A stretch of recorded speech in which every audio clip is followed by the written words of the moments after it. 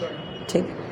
देखिए बच्चों, हम लोग 750 से 1000 ईस्वी को पढ़ रहे थे। 750 से 1000 ईस्वी में हम लोगों ने भारत के ऐतिहासिक पृष्ठभूमि जो देखा तो 3 राजवंश खासकर दिख रहे थे। एक आपका था यदि पश्चिम और उत्तर पश्चिम भारत देखा जाए और ऊपरी गंगा घाटी क्षेत्र में देखा जाए तो किसको देख रहे थे? प्रतिहार को। उसमें वो वर्चस्वशाली थे। और जो पूर्व भारतीय क्षेत्र में देखा जाए तो पाल शासकों का वर्चस्व चल रहा था। और जो दक्कन क्षेत्र में देखा जाए तो राष्ट्रकूट एक महाशक्ति के रूप में स्थापित थे। तो इन तीनों में आगे चल के संघर्ष भी होता है। वो संघर्ष खासकर कन्नौज के लिए रहता है। ठीक है, तो उसी में हम लोगों ने पाल वंश को देख लिया था। पाल वंश में आपको 3 राजाओं के नाम याद रखे खासकर। कौन है? एक गोपाल हैं जो संस्थापक हैं। 750 से उनका टाइम पीरियड रहता है, 770 तक रहते हैं। और 770 से 810 तक एक टाइम पीरियड रहता है, उनका नाम है धर्मपाल। और धर्मपाल की एक उपाधि भी है परम सौगात। ठीक है, तो परम सौगात के नाम से भी धर्मपाल को आता है। अब धर्मपाल में कुछ बातें हमने महत्वपूर्ण बताई थी। इन्हीं के समय इनको जो है राष्ट्रकूट शासक ध्रुव क्या करता है? इनको पराजित करता आके है। धर्मपाल ने कुछ दिनों तक कन्नौज पर क्या किया था? शासन भी किया था। लेकिन वत्सराज और नागभट्ट द्वितीय के कारण फिर के बारे में हम लोगों ने चर्चा की थी कि धर्मपाल ने जो बच्चों जो खास कर क्या किया था? विक्रमशिला विश्वविद्यालय की स्थापना की थी। विद्यालय प्रमुख शिक्षा का केंद्र था। उसके बाद ऐसी शिक्षा का केंद्र कौन बन गया? बिहार का भी निर्माण किसने कराया है? धर्मपाल। प्लस धर्मपाल ने और क्या चीजें धर्मपाल से महत्वपूर्ण रिलेटेड रहती हैं जो हमने चर्चा की थी धर्मपाल की, बताइए। और खासकर नालंदा विहार या नालंदा जो बौद्ध विहार था उसका क्या था? उन्होंने पुनर्निर्माण। इसके बाद कौन आ रहे थे? देवपाल। देवपाल के विषय में हम लोग बस इतना जाने थे मेन कि 810 से 850 तक इनका टाइम पीरियड चलता है। खासकर देवपाल में सबसे महत्वपूर्ण चीज होती है शैलेंद्र वंश के शासक ने नालंदा विहार में या नालंदा में एक बौद्ध विहार बनाने की मांग की थी। तो इन मांगों को देवपाल ने स्वीकार किया और बौद्ध विहार बनाने का उनको पढ़ ली थी। अब हम लोग देख रहे हैं आज पाल वंश के बाद देखेंगे अब प्रतिहारों को। किसको देखेंगे? प्रतिहार।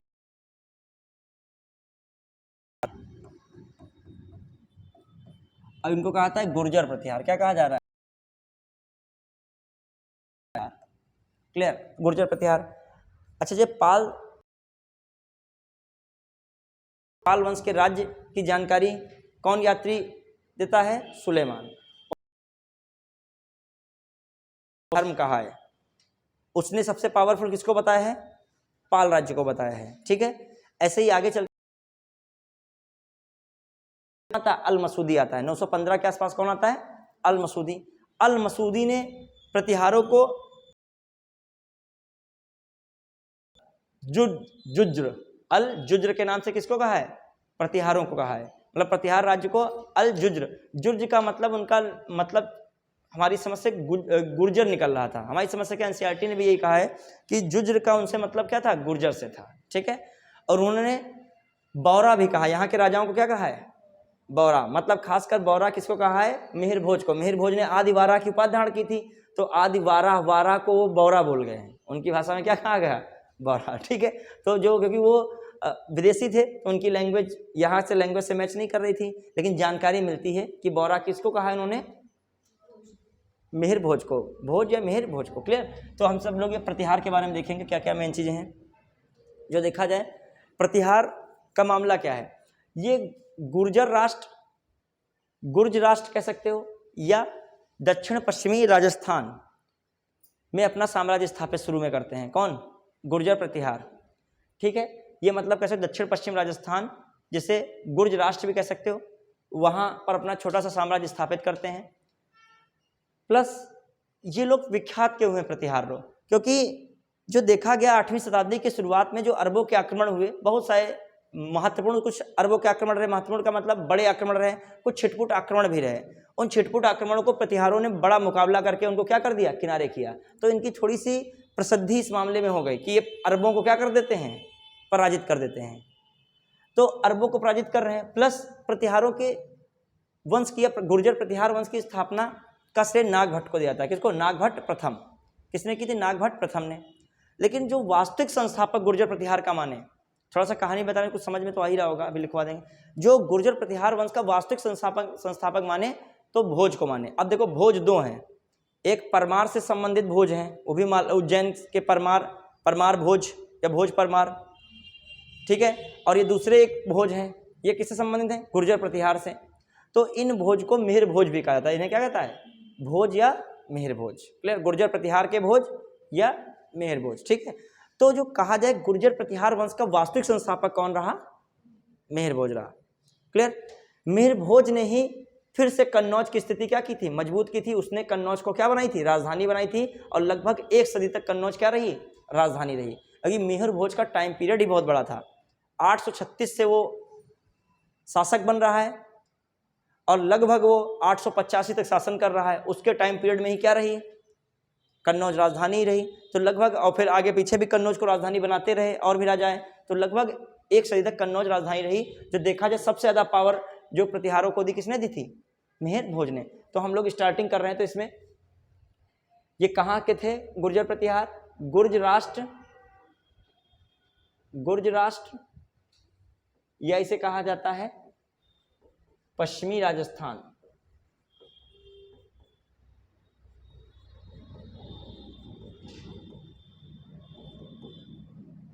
पश्चिमी राजस्थान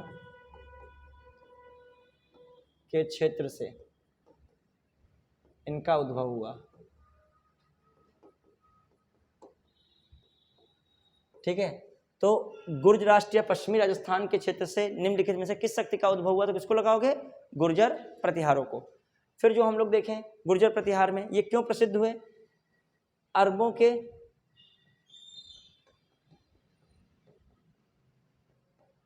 छोटे मुकाबलों को, छोटे मोटे आक्रमणों को,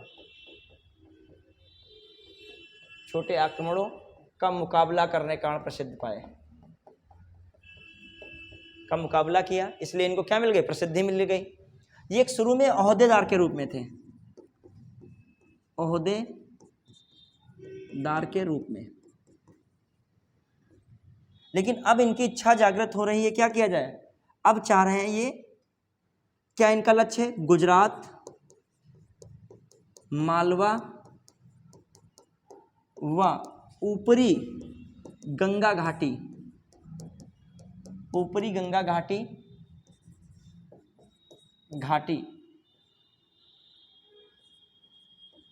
पर वर्चस्व स्थापित करने का प्रयास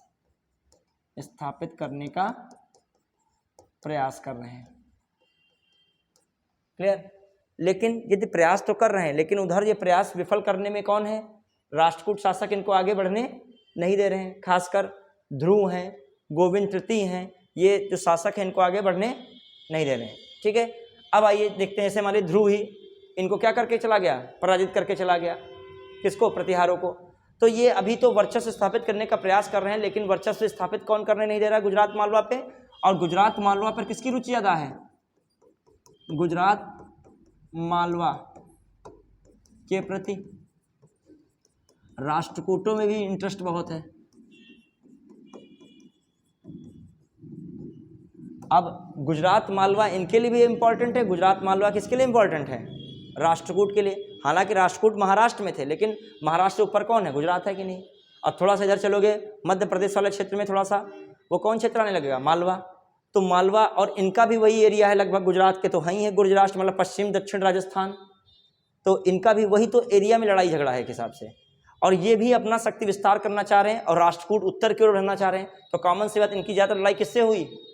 राष्ट्रकूटों से। अब यहाँ पर जब ध्रुव राजा है, राष्ट्रकूट शासक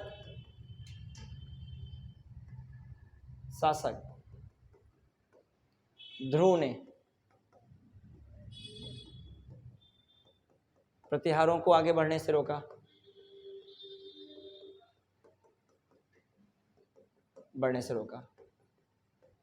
अब हम लोग देखें क्या मामला है शुरुआत के समय। अब जो हम शुरुआत के ही समय देख रहे हैं, तो इसकी संस्थापक कौन है इनका भी नाम लिखेगा। संस्थापक किसको मानना है हमने?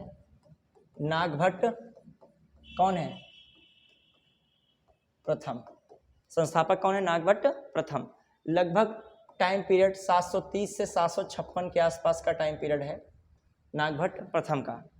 फिर जो हम लोग देखें, जो प्रतिहार में, गुर्जर प्रतिहार में देखा जाए, एक तो रहे आपके नागभट्ट प्रथम, फिर इसके बाद एक शासकार हैं कौन, वत्सराज, वत्सराज। फिर जो देखा जाए एक शासकार हैं Nagabhata second, clear, Nagabhata second, Nagabhata second. अब गोविंद तृतीय है, नागभट्ट सेकंड से क्या कर लेता है, कन्नौज क्या कर लेता है, कन्नौज पर कब्जा कर लेता है, इनको पराजित कर देगा। आगे राष्ट्रकूट शासक किसको पराजित करके कन्नौज पर अधिकार कर लेंगे, राष्ट्रकूट शासक इन्हें पराजित कर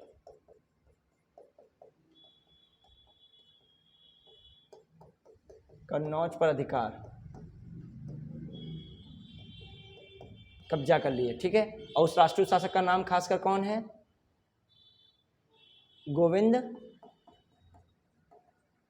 गोविंद कौन है, तृतीय, कौन है, गोविंद तृतीय है, क्लियर। अब आ जाइए हम लोग देखें, फिर आगे चल के फिर मेन जो राजा आ रहे हैं कौन हो रहे हैं, मिहिर भोज, मिहिर भोज।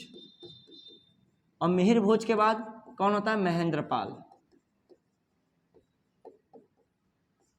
और महेंद्रपाल के बाद फेमस एक व्यक्ति होते हैं कौन, महिपाल।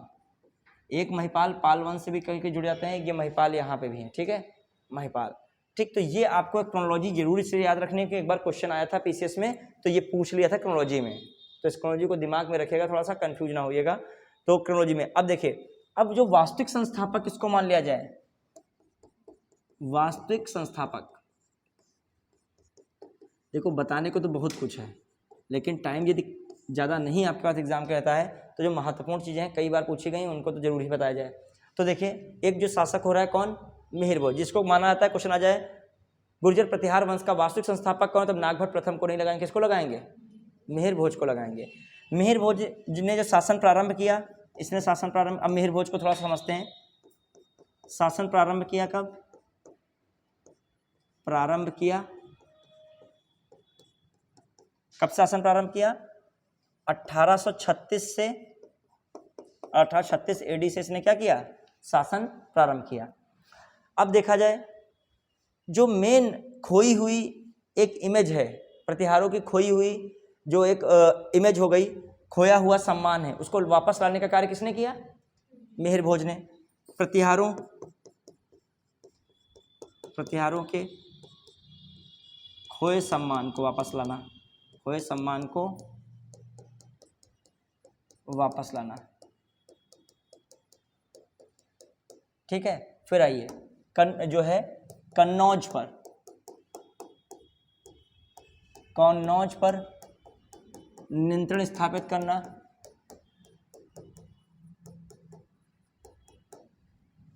करना, इसको अपनी राजधानी बनाना, इसको अपनी राजधानी बनाना,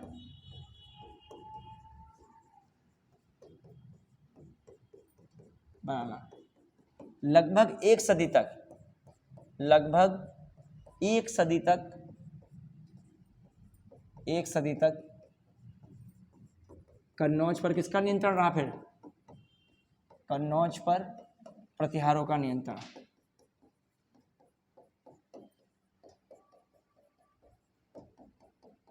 क्लियर।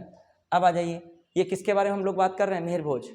अब आइए इन भोज को, भोज या मिहिर भोज, देखिए अब मिहिर भोज शुरू में क्या करना चाहते हैं, वही बात, ये भी गुजरात, मालवा और क्या है, पूर्व का क्षेत्र जीतना चाह रहे हैं। तो शुरू में तो मिहिर भोज जब पूर्व की ओर बढ़ते हैं, पूर्व की ओर, तो इनको कौन रोक देता है, पाल शासक। पाल शासक से इन्हें क्या होना पड़ा, पराजित होना पड़ा। क्लियर, इनको पाल शासकों से क्या होना पड़ा, पराजित होना पड़ा। लेकिन बाद में, क्योंकि 850 तक देवपाल रहता है, बाद में क्या होता है, देवपाल की मृत्यु आती है। किसकी मृत्यु हो गई, देवपाल की मृत्यु। और जो है पाल क्या हो गए, पाल कमजोर हुए, कमजोर। तो पूर्व में भी साम्राज्य विस्तार, साम्राज्य विस्तार। पूर्व में भी साम्राज्य विस्तार किसने कर दिया? भोज ने कर दिया। क्लियर, मतलब बंगाल तक लगभग अपना क्षेत्र फैला दिया। इधर मालवा के अधिकांश भाग पर, मालवा के अधिकांश भाग पर तथा दूसरा क्षेत्र कौन है? गुजरात के कुछ भाग को भी जीत लिया, कुछ भाग को जीत लिया। समझ पाए? तो इसने किस तरीके से अपना क्या स्थापित कर दिया? साम्राज्य स्थापित किया। किसने? मिहिर भोज ने। मिहिर भोज के बारे में देखा जाए, किसका भक्त था? विष्णु का भक्त था। किसका भक्त था? विष्णु का भक्त है। इसीलिए इसने कौन सी उपाधि धारण की? आदिवाराह की उपाधि धारण की। आदिवाराह की उपाधि धारण की। क्वेश्चन आ जाए, आदिवाराह की उपाधि किसने धारण की थी? तो आदिवाराह की उपाधि किसने धारण की? मिहिर भोज ने, क्योंकि विष्णु का भक्त था इसलिए। ठीक, इसके सिक्कों पर भी आदिवाराह शब्द अंकित मिलता है। किसके सिक्कों पे? भोज के सिक्कों पर भी, सिक्कों पर भी क्या अंकित मिलता है? आदिवाराह, आदिवाराह शब्द अंकित मिलता है।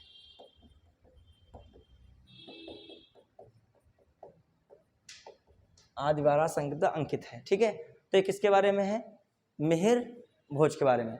तो मिहिर भोज के बारे में हम लोगों ने देखा, और इसका जो है, इसकी मृत्यु कब हो रही है? लगभग इसकी मृत्यु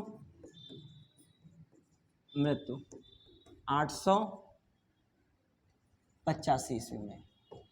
ठीक है, 885 से 910 के आसपास ईस्वी तक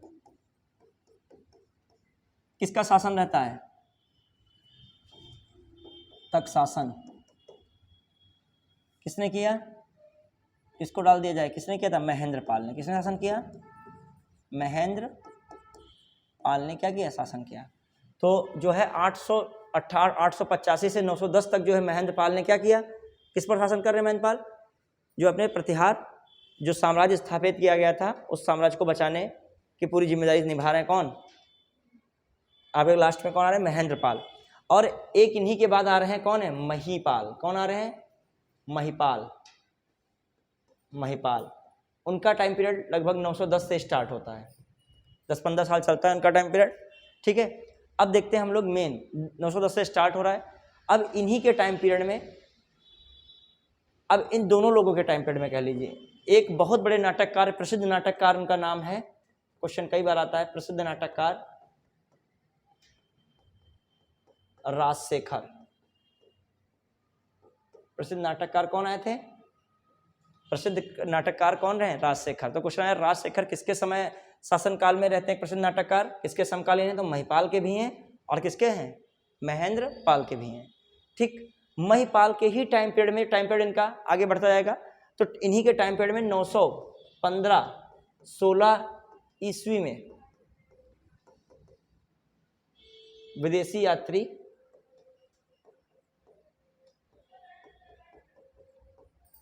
अल-मसूदी आया था। अल-मसूदी गुजरात पहुंचा। मसूदी ने गुजरात यात्रा की, गुजरात यात्रा की। ठीक है, अब आइए 915-16 की बात है। अल-मसूदी का टाइम पीरियड याद रखेगा, ये सब टाइम पीरियड कंफ्यूज कर देते हैं। सुलेमान इनसे पहले आ रहे हैं, अल-मसूदी बाद में आ रहे हैं। क्लियर? अब आइए जो हम लोग देखें, जो अल-मसूदी ने जो गुर्जर प्रतिहारों को, बढ़े, अल-मसूदी ने गुर्जर प्रतिहारों को, जो अल-मसूदी हुए, बहुत बड़े यात्री, बहुत मतलब होशियार यात्री थे। अल-मसूदी ने गुर्जर प्रतिहार को, गुर्जर प्रतिहार को अल-जुज्र,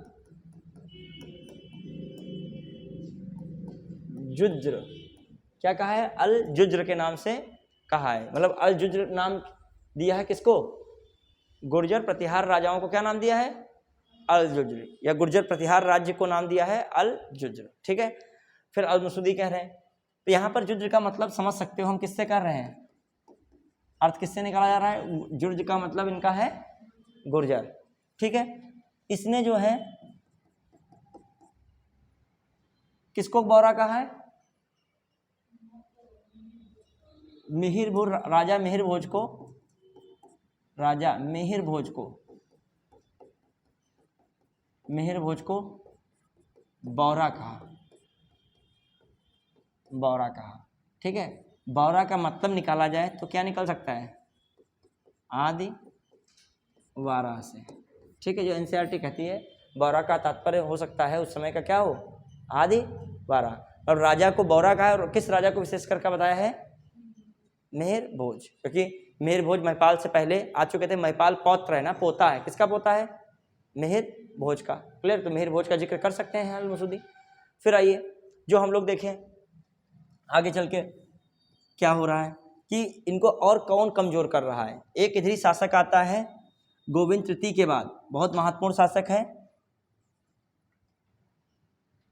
अमोघ वर्ष, अमोघ वर्ष से भी पहले आपका कौन शासक आएगा, इधर इंद्र तृतीय आता है। कौन आता है, एक इंद्र तृतीय। कौन शासक आता है, इंद्र तृतीय। इंद्र तृतीय ने भी क्या किसको पराजित किया, लगभग इंद्र तृतीय ने भी प्रतिहारों की राजधानी कौन, कन्नौज पर भी कब्जा किया, कन्नौज पर कब्जा किया।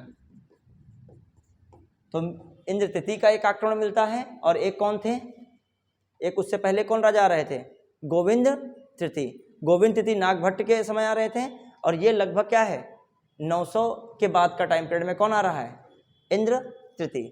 ठीक है, तो इंद्र तृतीय का भी मामला है, मतलब बाद में जो है कह सकते हो प्रतिहारों को कौन चोट पहुंचा रहा है, इंद्र तृतीय।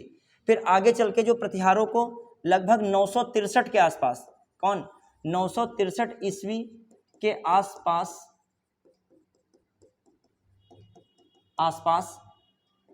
कृष्ण तृतीय, राष्ट्रकूट शासक कौन है, राष्ट्रकूट शासक कृष्ण तृतीय ने प्रतिहार राज्य को तहस नहस किया, तहस नहस। मतलब देखा जाए जो प्रतिहारों को कमजोर करने में कौन भूमिका निभा रहे हैं, सब राष्ट्रकूट निभा रहे हैं। कौन निभा रहे हैं भूमिका, पूरी तरीके से प्रतिहारों को जो समाप्त करने का श्रेय दिया जाए तो किसको दिया जाएगा, ये कुछ संभल पाते नहीं है, फिर से वही राष्ट्रकूट राजा आ जाते हैं फिर अटैक करने के लिए। क्लियर, तो ये दिमाग में रखेगा। तो ये सब चीज़ें रही। सबसे ज़्यादा सेफ रहा जो प्रतिहार का मामला किसके समय रहा, मिहिर भोज के समय रहा। तो कम से कम आपको जो है प्रतिहारों के बारे में इतनी जानकारी होनी चाहिए, गुर्जर प्रतिहारों के बारे में। जैसे जब आप पाल को पढ़ रहे थे तो पाल और दूसरे कौन थे उधर साइड में, प्रतिहार। पाल और प्रतिहार के बीच में जो वर्सेस चलता है वो किसके लिए चलता है, पूर्वी यूपी हो गया, और आपका कौन हो गया, बिहार हो गया। क्लियर, पूर्वी यूपी हो गया, बिहार हो गया, और आपका बंगाल। बंगाल चलो तो प्रतिहारों के पास था ही था, लेकिन खासकर पूर्वी यूपी और बिहार के लिए किसके बीच लड़ाई चला करती है, पाल और प्रतिहार के। उत्तर में बढ़ोगे इधर पूर्व में तो क्या मिल रहा है, बिहार और पूर्वी यूपी। अब ये दोनों की ओर क्यों लड़ाई चल रही है, ये दोनों क्षेत्र भी गंगा वाले क्षेत्र हैं, यहाँ पर एग्रीकल्चर लैंड बहुत अच्छी है। तो पाल भी चाहते हैं किस पर नियंत्रण करें, प्रतिहार भी चाहते हैं यहाँ तक हमारा क्षेत्र विस्तारित रहे। लेकिन फाइनली यहाँ पर प्रतिहार जितना साम्राज्य नहीं इन क्षेत्रों पर स्थापित करते हैं, जो पूर्वी यूपी और बिहार और बंगाल में ज़्यादातर किसका साम्राज्य स्थापित रहता है, पालों का। क्योंकि पाल बंगाल में मजबूत थे, और बंगाल का पड़ोसी कौन है, बिहार, और बिहार से थोड़ा बहुत कौन लग जाता है, बनारस वगैरह पूर्वी क्षेत्र लग जाता है। तो यहाँ पर जो ज़्यादा पकड़ किसकी थी, पालों की। और प्रतिहार की पकड़ कहाँ थी, पश्चिम भारत, मालवा और ऊपरी गंगा घाटी। अब गुजरात वगैरह जो क्षेत्र के, अब देखिए जो हम लोग देखें प्रतिहार और किसके बीच बात करें, राष्ट्रकूट के बीच। इनकी लड़ाई किसके बीच चलती थी खासकर, देखो कन्नौज तो तीनों की लड़ाई का केंद्र है, वो तो अलग बात ही है, लेकिन अदर की बात कर रहे हैं। इनके बीच जो लड़ाई चल रही है वर्सेस किसके लड़ाई चल रही है इन दोनों के बीच, खासकर गुजरात और कौन है, मालवा। गुजरात इनके लिए भी इम्पोर्टेंट है क्योंकि ये पश्चिम उत्तर पश्चिम अपना साम्राज्य स्थापित करे। गुजरात से तो हैं ही हैं ये, गुर्ज राष्ट्र, और राजस्थान से। और राष्ट्रकूट चूंकि कहाँ पर स्थापित हैं, महाराष्ट्र में स्थापित हैं, तो राष्ट्रकूट भी किस क्षेत्र को लेना चाह रहे हैं, गुजरात को। तो ये क्षेत्र बटे हुए, जो कहा जाए गुजरात और मालवा के बीच किन दो वंशों के बीच लड़ाई चलती है लंबे समय तक, तो राष्ट्रकूट और प्रतिहारों के बीच। कहा जाए कि 750 से 1000 ईस्वी के मध्य पूर्वी यूपी, बिहार और बंगाल के लेकर संघर्ष जारी रहता है किन दो महाशक्तियों, किन दो शक्तियों के बीच, तो प्रतिहार और किसके बीच, पालों के बीच। ठीक है, समझ पाए कि नहीं, क्लियर। ये थोड़ा सा चैप्टर अलग है, थोड़ा सा मतलब समझने वाला है, थोड़ा सा भी हमें चीज़ें बता भी रहे हैं इसमें, क्योंकि कहाँ पे कौन राजा जाता है आपको समझ में नहीं आ रहा होगा, क्लियर। अब आइए फिर डालिए राष्ट्रकूट। किसको हम लोग देख रहे हैं, राष्ट्रकूटों को, थोड़ा सा राष्ट्रकूट में डालिए। ठीक, अब राष्ट्रकूटों में आपको लिखना है, राष्ट्रकूट से आप संबंधित स्टार्ट कीजिएगा, क्या लिखोगे हम लोग, क्या लिखें, स्टार्ट करें। ठीक है, अब देखो राष्ट्रकूट में क्या क्या पॉइंट्स हैं, पहले राष्ट्रकूट के बारे में देखते हैं। देखो लाइव जो चलता है तो एक वो रहता है कि इसके अपने आप क्लास क्या हो गई, इसके बाद स्टार्ट हो गई, मतलब अपना कार्य पूरा हो चुका है। और इसमें एक बड़ा मैटर रहता है कि क्योंकि रूटीन कोई रहती नहीं है, ये कब वीडियो आएगा, कब देखा जाएगा, उसमें लाइव में एक वो रहता है कि हाँ ये वीडियो आ गया है, इसको क्या किया जाए, देखा जाए। एक रूटीन चल रहा था, देखते हैं फिर नेट का क्या इंतजाम रहता है। अब डालिए मेन एक जो है क्षेत्र है कौन, राष्ट्रकूट। राष्ट्रकूट में देखोगे क्या क्या मामला देखने को मिल रहा है। ठीक, राष्ट्रकूट में भी इंपॉर्टेंट कुछ रहते हैं मामला, क्या देखने को मिलता है। देखिए जैसे हम लोग बात कर रहे थे उत्तर पश्चिम मालवा गुजरात पे किसका साम्राज्य स्थापित कुल मिला के हो रहा है, ऊपरी गंगा नदी घाटी में प्रतिहारों का। उधर बंगाल वाला क्षेत्र किसका चल रहा था, पालों का। तो नीचे देखें तो दक्कन वाला क्षेत्र है वो किसका है, देखा जाए राष्ट्रकूट का। और इन तीनों में देखा सबसे पावरफुल देखा जाए और सबसे लंबे समय तक शासन कर रहे हैं कौन, राष्ट्रकूट। लगभग 2 वर्षों का शासन पीरियड एक सही सलामत रहता है किसका, राष्ट्रकूट होगी। इनमें राजा बहुत सारे शक्तिशाली आते रहते हैं। ठीक है, तो राष्ट्रकूट इनकी स्थापना या राष्ट्रकूट वंश की स्थापना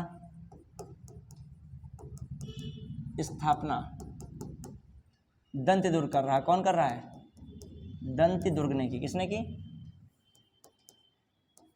स्थापना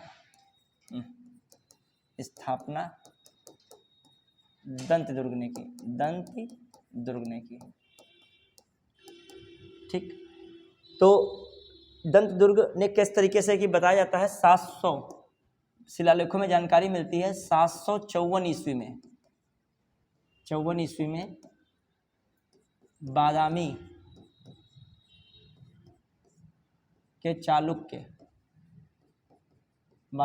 चालुक्य वंश के अंतिम शासक, चालुक्य वंश के अंतिम शासक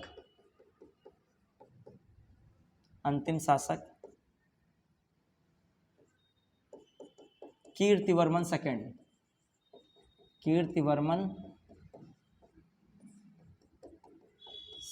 को अपदस्थ कर की थी।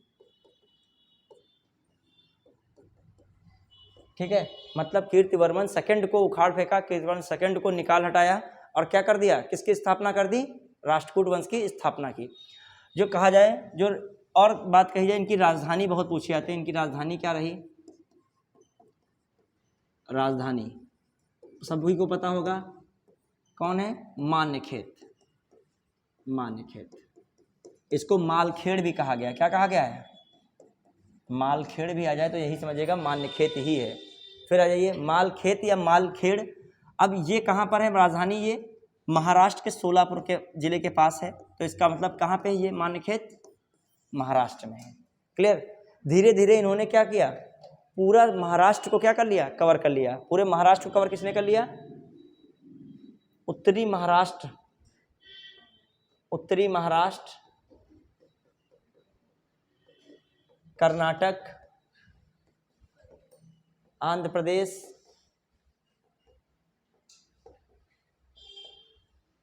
राज्यों पर भी अधिकार कर लिया। समझना, मतलब ये कहने का मतलब इनका विस्तार कितनी तेज था। मतलब दक्कन का पूरा एरिया क्या कर रहे हैं ये लोग, कवर कर रहे हैं। कर ले रहे हैं। कौन? राष्ट्रकूट।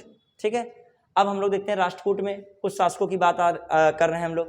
देखते हैं पहले, बढ़े इसमें। जैसे राष्ट्रकूट शासक में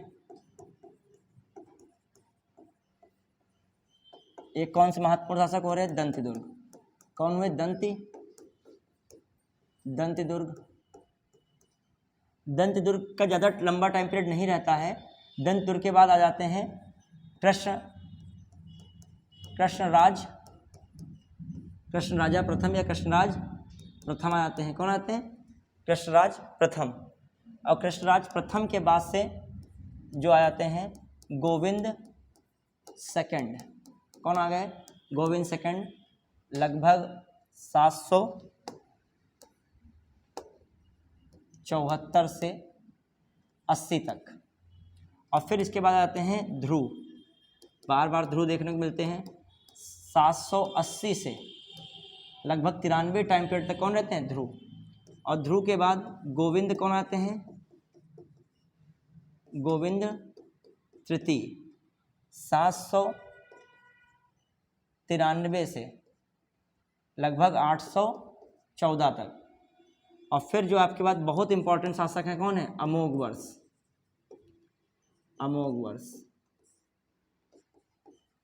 ठीक है, 814 से लगभग 878 ईस्वी तक किसका टाइम पीरियड रहता है? अमोघवर्ष का। और इसके बाद जो हम लोग देखें अमोघवर्ष के बाद टाइम पीरियड आता है कृष्ण सेकंड का। किसका आएगा टाइम पीरियड? कृष्ण सेकंड। और फिर जो इनके बाद हम लोग देखें किसका टाइम पीरियड आएगा? इंद्र थर्ड का। और फिर इनके बाद एक टाइम पीरियड आएगा कौन है? कृष्ण। अब इतना टाइम याद नहीं रख पाओगे सबका, तो कौन है? कृष्ण तृतीय। कौन टाइम पीरियड चलते हैं? कृष्ण तृतीय। तो ये आपको जो हो सके टाइम पीरियड इनको देख लेगा, इस पर क्वेश्चन आया हुआ है, टाइम पीरियड से क्वेश्चन पूछ लिया जाता है। ठीक है, क्लियर? तो हम लोग ये देख लिया हम लोगों ने पूरा। देखिए कौन आ रहे हैं? गोविंद तृतीय, फिर अमोघवर्ष आ गए हैं, फिर कौन है? कृष्ण प्रथम। कृष्ण सेकंड, जो यहाँ पे कौन आ रहे हैं? कृष्ण सेकंड आ रहे हैं। ठीक है, और वो कृष्ण तृतीय हैं। ठीक, तो इनका टाइम पीरियड देखना चाहो कितना है? 878 से 915 के करीब। और ये कौन है? 915 से लगभग 27 के आसपास। और बताया जा रहा है इनका जो टाइम पीरियड है 34 के आसपास शुरू होता है, लगभग 996-97 के आसपास जाता है। मतलब एक अप्रॉक्सीमेट, थोड़ा बहुत 1-2 साल आगे पीछे हो सकता है।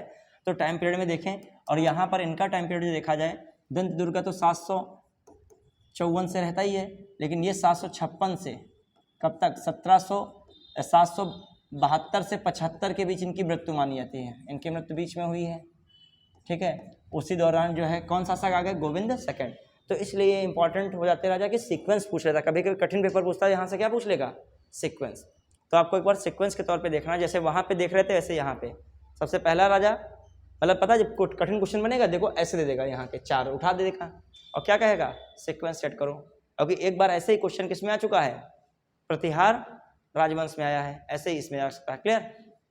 अब आइए हम लोग देख रहे हैं, जैसे इसमें हर राजा के बारे में कुछ ना कुछ महत्वपूर्ण है, लेकिन इतनी हम लोग चर्चा इसमें अभी नहीं करेंगे। कुछ महत्वपूर्ण चर्चा करेंगे, जैसे खासकर इसमें जो ध्रुव का मामला देखते हो, खासकर ध्रुव ने क्या अटैक किए थे? किस पे अटैक किए थे ध्रुव के जो अटैक माने जाए? इंपॉर्टेंट बताइए।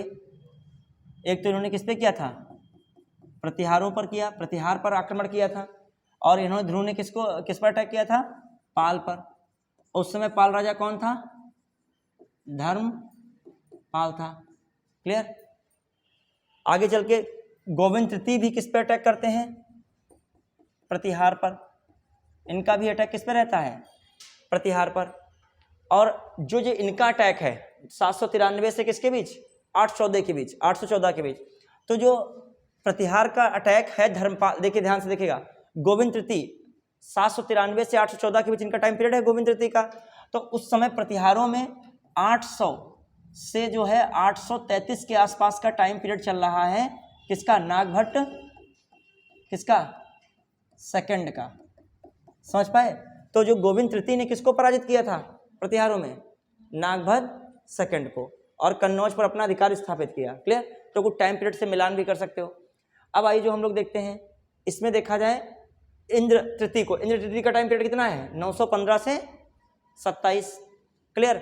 और आप प्रतिहार में देखोगे 915 से 27 के बीच प्रतिहार में कौन है, प्रतिहार में कौन दिख रहा था 915-27 के बीच, 915 से कौन बैठा था गद्दी पर प्रतिहार में, 910 से कौन बैठा था, महिपाल, याद आया। तो महिपाल के समय कौन अटैक करता है, महिपाल को पराजित कर रहा है, इंद्र थर्ड। समझ पाए कि नहीं, यहाँ से कंफ्यूजन नहीं होगा, वरना जो आप मैच करोगे थोड़ा बहुत, देखिए इसमें इतना कंफ्यूजन हाई लेवल हो जाता है कि आपको पूरी तरीके से जो है इसमें कंफ्यूज जाओगे गोविंद तृतीय और इंद्र तृतीय में, ठीक है। आप ही नहीं, जो पढ़ेगा डीपली, या फिर आप ऐसे हल्का फुल्का पढ़ लो, कोई बात नहीं भाई, 4-5 पॉइंट और फैक्ट याद कर ले जाएं। देखो हमने एक तुलना की है यहाँ पे, थोड़ा दिमाग लगाइएगा। हम कह रहे हैं गोविंद तृतीय का टाइम पीरियड 793 से 814 है, और जो हम लोग देखें 800 से 833 जैसे हम देख रहे हैं वहाँ पे। आइए पहले आप प्रतिहार से तुलना ज़्यादा राष्ट्रकूट कर रहे हैं, लड़ाई ज़्यादातर राष्ट्रकूटों किससे हो रही है, प्रतिहारों से, क्लियर। अब थोड़ा तुलना कर रहे हैं। देखिए प्रतिहार में कौन शासक हुए हैं, पहले प्रतिहार का भी एक बार याद कराओ। प्रतिहार में सबसे पहला कौन होता है, नागभट्ट। हम नागभट्ट फर्स्ट को क्या कह दे रहे हैं, नागभट्ट फर्स्ट का अप्रॉक्सीमेट टाइम रहा है 730 से 56 के आसपास, ठीक है। फिर इसके बाद सेकंड जो पावरफुल राजा आ रहा है वो कौन आ रहा है, वत्सराज। कौन आ रहा है, वत्सराज। इनका टाइम पीरियड क्या रहा है, 760 से लेकर 780 के आसपास।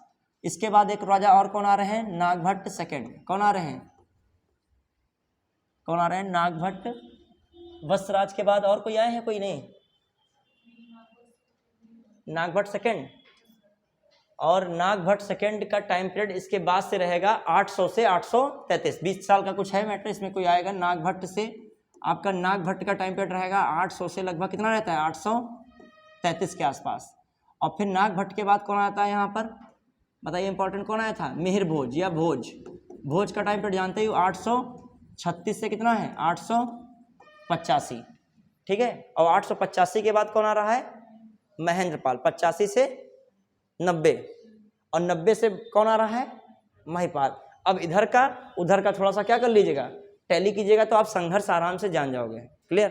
थोड़ा सा टॉपिक कॉम्प्लिकेट हो रहा होगा, हमें पता है, लेकिन जो हम सोच रहे हैं कि क्वेश्चन आए तो गड़बड़ ना हो, ठीक है। अब जब आप NCERT पढ़ोगे, यदि आप और भी रेफरेंस बुक पढ़ोगे, तो आपको इन क्रोनोलॉजी से गुजरना पड़ेगा। हम नहीं पढ़ाएं, चलिए कोई बात नहीं, हम सरल इसमें बता दें, लेकिन आप हर स्तर के प्रश्न के लिए तैयार रहिए। मतलब यदि आपसे कहा जा रहा है, अब देखो अभी मैं तुलना कराऊंगा कि जैसे नागभट्ट फर्स्ट है, नागभट्ट फर्स्ट का इधर का भी कोई मैटर इतना नहीं है। जो हम लोग देखें खासकर किसके मैटर में देखें, यहाँ से जब ध्रुव अटैक करेगा, कौन सा राजा, ध्रुव अटैक करेगा, तो प्रतिहारों में उधर कौन सा राजा होगा, ध्रुव का टाइम पीरियड 780 से 93 है, और 80 से 93 के आसपास जो आपका खासकर 80 के आसपास कौन है यहाँ पर, वत्सराज है खासकर यहाँ पे, क्लियर। जो हम लोग देखें यहाँ पर आपका एक इंपॉर्टेंट जो राजा है अमोघ वर्ष, इसका टाइम पीरियड कितना है, 814 से 878 है, लेकिन इधर टाइम पीरियड 814 से मतलब किसका है, भोज का।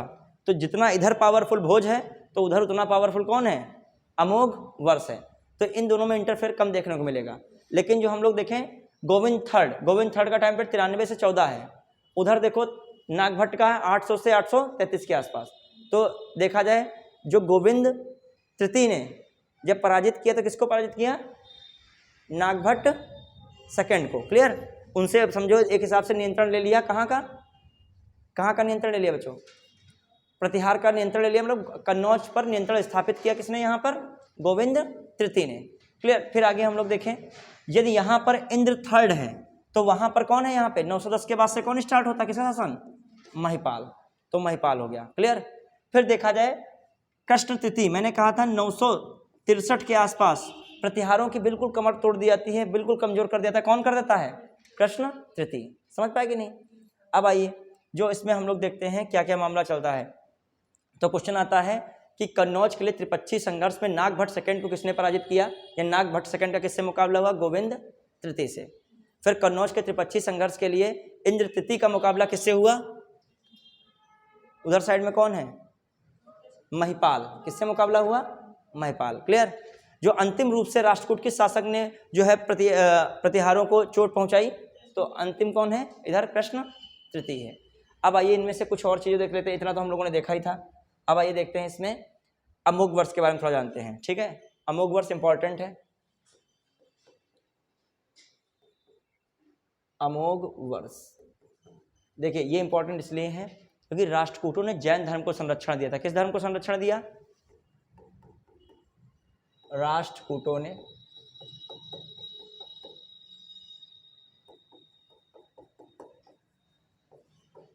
जैन धर्म को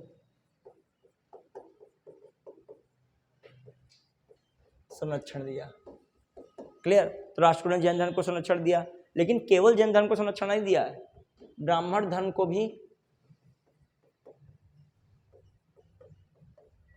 भी प्रश्रय दिया। लेकिन जो प्रमुख कहा जाए तो किसको है? मुख्यतः किसको कहा किया है इन्होंने?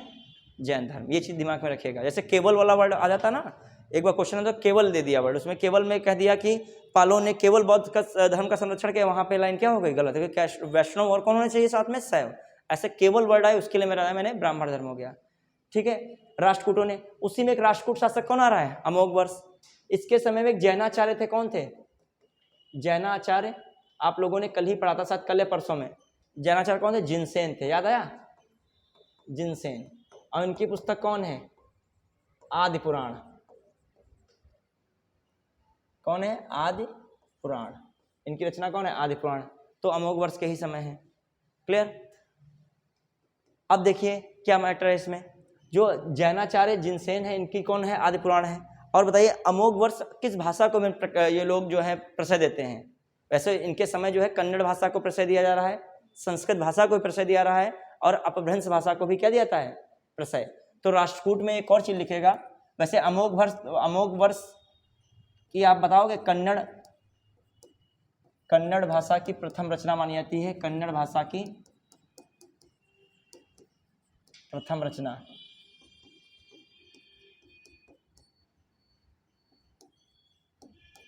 लिखी या प्रथम रचना लिखी, कौन है प्रथम रचना? वो बताओगे आप लोग? आप लोग बताइएगा। समरणांक सूत्र किसकी है? बताइएगा। ये आपसे मैं पूछ रहा हूँ, जो है क्वेश्चन आ जाए, कन्नड़ भाषा की प्रथम रचना किस राष्ट्रकूट शासक ने लिखी थी, रचना की? तो कौन है? अमोघ वर्ष। मतलब कन्नड़ भाषा को भी राष्ट्रकूट क्या दे रहे हैं? प्रश्रय दे रहे हैं। आप लोग बताओगे जो है अमोघ वर्ष की क्या जो है कन्नड़ भाषा की कौन सी रचना है? अमोघ वर्ष की रचना। ठीक। राष्ट्रकूट में आइए। राष्ट्रकूट में हम लोग देखें कौन सी भाषा को प्रश्रय दे रहे हैं? कन्नड़ को देंगे ही दे ही रहे हैं। कन्नड़ के साथ साथ ये किसको प्रश्रय देंगे?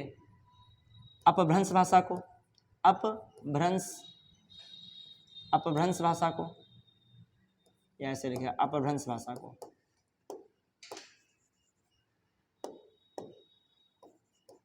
अपभ्रंश भाषा को देंगे। और अपभ्रंश भाषा के बहुत प्रमुख विद्वान हुए स्वयंभू। कौन हुए? स्वयंभू को भी राष्ट्रकूटों का संरक्षण क्या था? प्राप्त था। तो स्वयंभू का भी जिक्र आता है। क्लियर? तो ये चीज़ों को दिमाग में थोड़ा रखिएगा। अब हम लोग एक और शासक को देख रहे हैं, सबसे इंपॉर्टेंट शासक है। अब देखिए इनका जो शासन बताइए लगभग कितने साल रहा? सबसे ज़्यादा साल शासन कर रहे हैं। लगभग कितने वर्ष शासन किए? 68 वर्ष का शासन। इनका जो इंटरेस्ट था साहित्य, रचना इत्यादि में ज़्यादा था। क्या? हाँ, कविराज मार्ग है। कन्नड़ भाषा की रचना कौन है? कविराज मार्ग है। और सम्राट सूत्र महेंद्र वर्मन की, शायद सम्राट सूत्र महेंद्र वर्मन की ही है। कविराज मार्ग है, कविराज मार्ग। ठीक, कविराज मार्ग। अब देखिए साहित्य, लेखन कला इत्यादि में इनको क्या थी? बहुत रुचि। युद्ध वगैरह में इनको रुचि क्या थी? थोड़ा कम थी। ठीक है। अब आइए इनका शासनकाल कितना लगभग रहता है? 68 वर्ष। सबसे ज़्यादा शासनकाल किसका रहता है? अमोघ वर्ष का ही। जो इसमें किसमें देखोगे? राष्ट्रकूट। जैसे उनका शासनकाल बहुत लंबा चला है किधर साइड में, प्रतिहार में, भोज का, वैसे किसका टाइम पीरियड सबसे ज़्यादा चला है? अमोघ वर्ष का। अब इसमें एक और शासक को हम लोग देख रहे थे, कृष्ण तृतीय को। इनके बारे में देखते हैं। इन्होंने किस राजा को हराया था? चोल राजा को हराया था। उस चोल राजा का क्या नाम था? जिक्र मैंने उस दिन किया था। तंजयु कुंड की उपाधि धारण कर ली थी। परांतक प्रथम। तक्कोलम के युद्ध में इन्होंने तो हराया था। ठीक है। कृष्ण तृतीय ने कौन से युद्ध में? तक्कोलम के युद्ध में के युद्ध में जो तक्कोलम के युद्ध में किसको हराया इन्होंने? चोल शासक परांतक प्रथम को पराजित किया। परांतक प्रथम को पराजित किया। ये वही परांतक प्रथम है जिसने पांड्य राजा को हराकर किसकी उपाधि धारण की थी? मदुरै कोंड की। अब चोलों की राजधानी कौन थी? तंजावुर। तो ये कौन सी उपाधि धारण करेंगे? तंजयु कोंड। तंजयु कोंड की उपाधि कौन धारण कर रहा है? क्लियर। अब आके देखते हैं। देखो, कृष्ण तृतीय की मृत्यु के बाद से ही राष्ट्रकूट क्या हो गया? पूरी तरीके से कमजोर होने लगा। अब देखो राष्ट्रकूट कमजोर होने का कारण क्या है। राष्ट्रकूट ने अपनी स्थापना सबसे पहले कहाँ की? महाराष्ट्र में। महाराष्ट्र से इन्होंने विस्तार किया, उत्तर वाले क्षेत्र में भी प्रयास किया विस्तार करने का, और इधर वेंगी के जो चालुक्य थे उनको भी कमजोर करते रहे, लड़ाई झगड़े में मजबूत अपना बने रहे। ठीक है। और किसको खत्म करके ये आए थे राष्ट्रकूट? वातापी के चालुक्य, वातापी या बादामी के चालुक्य को कौन खत्म करके आया? अंतिम शासक कौन था? कीर्तिवर्मन सेकंड था। उसको किनारे करके कौन आया था? दंतदुर्ग, जिसने राष्ट्रकूट की स्थापना की। और बाद में जब कृष्ण तृतीय मतलब 796-97 के बाद से 996-97 के बाद से लगभग राष्ट्रकूट क्या होना शुरू हुए? कमजोर होना शुरू हुए। बिल्कुल कमजोर हो चुके थे। तो इधर वेंगी के चालुक्य ने इधर इनको क्या और कमजोर कर दिया, और इनको क्या पूरी तरीके से लगभग क्या कर दिया? समाप्त किया। अब देखो राष्ट्रकूटों को मुकाबला किनसे करना पड़ रहा था? ध्यान दीजिएगा, जो राष्ट्रकूटों के लिए बहुत बड़ी चुनौती थी। राष्ट्रकूट बड़े मजबूत थे लेकिन चुनौती बहुत थी इनके लिए भी। क्या थी ये चुनौती?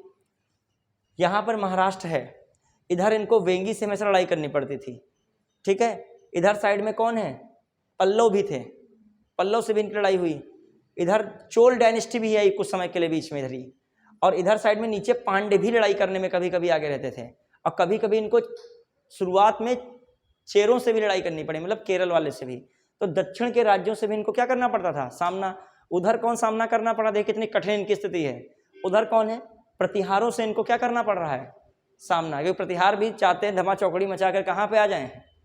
दक्कन वाले क्षेत्र में घुस जाए आके, और इधर गुजरात से धीरे धीरे कटते हुए महाराष्ट्र में घुस जाए आके, इधर पूरा पश्चिम भारत कंट्रोल में कर लें, प्लस मालवा कंट्रोल में कर लें। कर भी लिया उन लोगों ने। ठीक है। और फिर इधर साइड में पूरब से चलो इतना नहीं दिक्कत था, ये पाल थे, लेकिन ये खुद ही चाहते थे हम लोग यहाँ मजबूती बनाने के लिए कहाँ है? कन्नौज। जब कन्नौज के लिए दौड़ोगे लपकोगे तो पाल भी तो इधर से कूद के आ जाएंगे, इधर से प्रतिहार के पास तो पड़ता ही था कन्नौज। क्लियर। तो हम लोगों ने देखा राष्ट्रकूट के विषय में भी जानकारी देखी। अब देखो इसके प्रशासन की बातें हैं, कुछ अन्य बातें हैं, उनको हम लोग किसी और लेक्चर में कर देंगे, क्योंकि बातें बहुत सारी इसमें भी रह गई हैं, उनके बारे में हम चर्चा करें। बहुत सारी तो नहीं है, कुछ बातें हैं इंपॉर्टेंट वो बतानी। जैसे इनका प्रशासन क्या था, उस समय की थोड़ी बहुत धार्मिक व्यवस्था, ज़्यादा तो नहीं थी, ज़्यादा इसलिए नहीं है क्योंकि ये जो ज़्यादातर राष्ट्रकूट किसको मान रहे थे? ठीक है, ब्राह्मण धर्म को फॉलो कर रहे थे, और जो प्रमुखता किसको दी थी उन्होंने? जैन धर्म को दी थी। प्रतिहार एक हिसाब से किसको मान रहे हैं? वैष्णव वगैरह को मान रहे हैं, मतलब हिंदू धर्म को फॉलो कर रहे हैं। ठीक है। उधर से आपको देखने को मिलेगा पाल, वो बौद्ध धर्म को मान ही रहे, लेकिन वैष्णव और शैव को भी मान रहे हैं। क्लियर। तो धर्म के मामले में तो उतना ही है, लेकिन जो प्रशासन की बात की जाए तो इसमें भी आपको बहुत कुछ देखने को मिलेगा। जैसे एक पर्टिकल वर्ड आता है, एक विषय आता है, एक आपका भुक्ति आता है, एक प्रांत आता है। ठीक है। इसमें भी बहुत सारे, राष्ट्र एक वर्ड इसी दौरान यूज किया गया, वर्ड राष्ट्र है। ठीक। तो बहुत सारी प्रशासन की चीज़ें हैं, उसको हम लोग अगले लेक्चर में देख लेंगे। और जो उपाधियां इत्यादि हैं, कुछ और भी उपाधियां होंगी, उनको भी देख लेंगे। अब कि जानते हो राष्ट्रकूट शासक में एक शासक की 7-7 उपाधियां हैं। अब 7-7 5-5 उपाधियां याद कर पाओगे आप? यदि मान लीजिए आप याद कर भी लेते हो 30-40 उपाधियां, तो एग्जाम तक क्या हो जाएंगे? भूल जाओगे। तो जो एग्जाम में आई हुई ज़्यादा उपाधियां, उन्हीं पर ज़्यादा फोकस करें। जैसे आदिवारा है उधर साइड की, याद रहेगी। ठीक है। अब जैसे मान लीजिए ये दंतदुर्ग हैं, इन्होंने भी उपाधियां धारण की। पृथ्वी वल्लभ इनको कहा गया। किसको क्या कहा गया? पृथ्वी वल्लभ। जैसे एक शासक आए हैं यहाँ पे, एक उनको भी लिख लेगा, इसी में शासक आए हैं। कृष्ण प्रथम ने, वो किसकी स्थापना की थी? कौन सा मंदिर बनवाया था? राष्ट्रकूट शासक कृष्ण प्रथम ने, लिख लो अलग से। राष्ट्रकूट शासक कृष्ण प्रथम ने एलोरा का कैलाश मंदिर का निर्माण कराया। एलोरा का कैलाश मंदिर का निर्माण कराया। तो एलोरा हो चाहे एलिफेंटा गुफाएं हों, उनमें किसका योगदान माना जाता है? राष्ट्रकूटों का। तो अब इससे चल रहा है राष्ट्रकूट मतलब शैव धर्म के भी क्या रहे होंगे? अनुयायी रहे, तभी तो शैव धर्म से संबंधित बनाया। राष्ट्रकूट शासक इतना पावरफुल हो गए थे, श्रीलंका के राजा को भी अपने वहाँ बुलाते थे और बंदी बना लिया था श्रीलंका के राजा को। तो ये सब चीज़ें राष्ट्रकूट शासकों में देखी गई। तो इस तरीके से हम लोगों ने क्या किया, कवर, पाल वंश को कवर किया, गुर्जर प्रतिहारों को कवर किया और किसको कवर किया, राष्ट्रकूटों को। अब लास्ट में एक सीक्वेंस है, दिमाग में जरूर रखना है। एक कौन सीक्वेंस, देखो पाल का सीक्वेंस ज़्यादा पढ़ने की जरूरत इतना नहीं है, पाल का नॉर्मल सीक्वेंस 3 ही याद रखो, ज़्यादातर बन जाता है, ठीक है। वो एक अलग महिपाल वाला राजा आता है, वो अलग बात है, चोल वंश में ही उसकी बात हो जाती है। बाकी पाल में तीनों को खास कर रखे, उसी से क्वेश्चन आता है, गोपाल, धर्मपाल और देवपाल। लेकिन यहाँ से क्वेश्चन बनता है तो कितना इनके राजाओं का सीक्वेंस आना चाहिए। कौन है प्रतिहार में, एक बार फिर से देख लिए कौन कौन रहा था। सबसे पहले प्रतिहार शासकों में नागभट्ट ने प्रतिहार या गुर्जर प्रतिहार वंश की स्थापना की, लेकिन ये वास्तविक संस्थापक नहीं है क्योंकि बहुत बड़ी शक्ति के रूप में नहीं उभार पाए हैं, ठीक है। फिर आ जाइए, इसके बाद जो कौन आए हैं, वत्स राजा हैं, एक पावरफुल शासक के रूप में आए, कन्नौज को विकसित करने का प्रयास कर रहे हैं, ठीक है। फिर आ जाइए आगे कौन आ रहा है, नागभट्ट सेकंड, ये भी एक पावरफुल शासक हैं। धर्मपाल को पीछे हटने के लिए मजबूर होना पड़ा था, किसके कारण, किसके कारण, नागभट्ट सेकंड। लेकिन नागभट्ट सेकंड किससे पराजित हो रहे हैं, किससे टक्कर सही से नहीं ले पा रहे हैं, राष्ट्रकूट राजा कौन है उधर साइड में, गोविंद तृतीय, ठीक है। देखो तृतीय द्वितीय वाले दोनों हैं, एक रखे गोविंद तृतीय, एक कौन है, इंद्र तृतीय, ठीक है। फिर आ जाइए, इसके बाद नागभट्ट सेकंड के बाद कौन है इंपॉर्टेंट, मिहिर भोज। मिहिर भोज बहुत पावरफुल रहे, उन्होंने जो है एक लंबा टाइम पीरियड शासन किया, एक लंबे टाइम पीरियड तक शासन किया और खासकर कन्नौज को उन्होंने राजधानी बना के रखा, ठीक है। और कन्नौज को और विकसित किया, कन्नौज पर पूरा नियंत्रण रखा। तो उनका टाइम पीरियड भी याद रखेगा, कब से कब तक, 1836 से 836 से 885 तक, ठीक है। फिर आ जाइए, उन्होंने उनकी उपाधि, अच्छा उन्होंने कौन सी उपाधि धारण की, आदिवारा की। इससे पता चलता है कि जो भोज थे या कह लीजिए प्रतिहार थे वो वैष्णव धर्म के अनुयायी थे, ठीक है। फिर आ जाइए प्रतिहार में इनके बाद कौन आता है, मिहिर भोज के बाद महेंद्रपाल और महिपाल। महेंद्रपाल और महिपाल के समय एक प्रसिद्ध नाटककार रहे कौन, राजशेखर, तो उनका मामला देखने को मिलता है। राजशेखर के साथ साथ महिपाल के संबंध में बताया जाता है कि इनके समय कौन सा यात्री आया था, सुलेमान। क्वेश्चन है, सुलेमान यात्री किस प्रतिहार वंश के शासक के समय आया था, तो महिपाल, ठीक है। और महिपाल से कौन टक्कर ले रहा है उधर साइड में, राष्ट्रकूट शासक इंद्र तृतीय, कौन ले रहा है, इंद्र तृतीय। अब आ जाइए महिपाल के बाद अब आपका कौन आ रहा है, प्रतिहारों में देखा जाए, प्रतिहार का हो गया। अब आइए राष्ट्रकूट में देखते हैं, राष्ट्रकूट में कौन कंफ्यूजन करता है। सबसे पहला राष्ट्रकूट में दंतिदुर्ग, कीर्तिवर्मन सेकंड को, मतलब चालुक्य, वातापी के चालुक्य को किनारे करके कौन आ रहा है, राष्ट्रकूट। दक्षिण में देखा जाए पावरफुल शक्ति के रूप में अंतिम रूप से कौन आ रहा है, राष्ट्रकूट ही आ रहे हैं। अच्छा, राष्ट्रकूट के विषय में धर्म के मामले में देखा जाए, ये शैव धर्म के अनुयायी तो हैं, मतलब ब्राह्मण धर्म के, प्लस दूसरा धर्म कौन है, जैन धर्म के अनुयायी हैं। और उधर जाओगे पाल में, मतलब वैष्णव शैव के तो अनुयायी हैं ही हैं, साथ साथ किसके हैं, बौद्ध धर्म। देखो उधर बौद्ध है, इधर क्या है, जैन है।